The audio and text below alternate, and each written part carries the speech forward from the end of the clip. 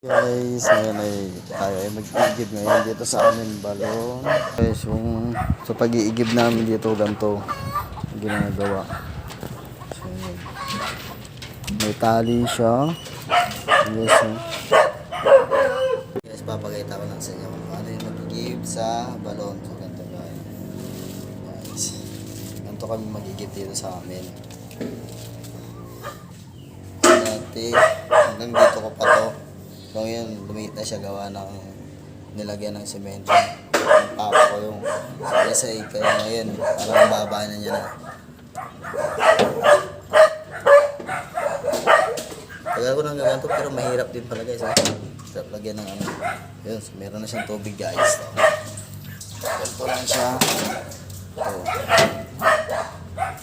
Ito lang sa balon kumukuha daw po ito. So, panginom. So ayun guys.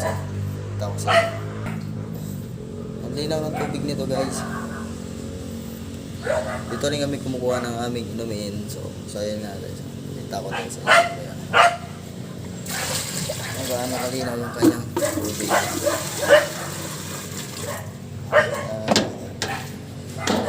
Ito lang guys ang buhay sa probinsya. Tahimik. Ang lamig ng simoy ng hangin.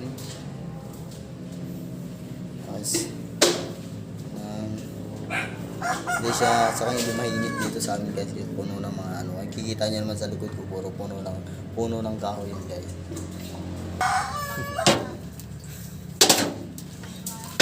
Nakakangalay din guys, okay lang is, hindi ko lang ulit ito masubukan.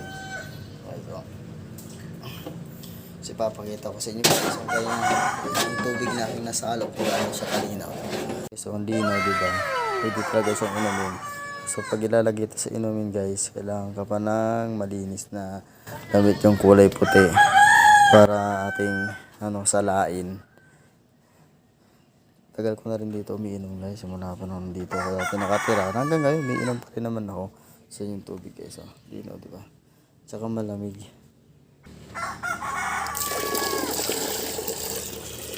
Guys. Yung tubig. Ito lang guys ang buhay probinsya. So ngayon guys, tapos na ako. Dito ko na ilalagay. Sasara natin para hindi managlagan ng dahon. Dito sa paligid namin guys. Ito ko sa inyo. Lawak guys. Yan. Mga alaga namin mga manok. Ayun guys. So ayan. Guys sarap na sarap sa paliligo tong pato na to hindi ligo ka lang dyan, magsawa ka dyan, naiinitan to guys kaya naligo to.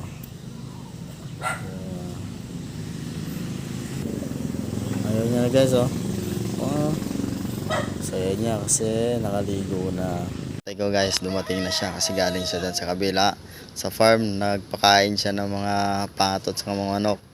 So yun yung binigay ko sa kanyang bisikleta guys na dati kong ginagamit. So ngayon nasa kanya na. Saya niya kasi hindi na siya naglalakad.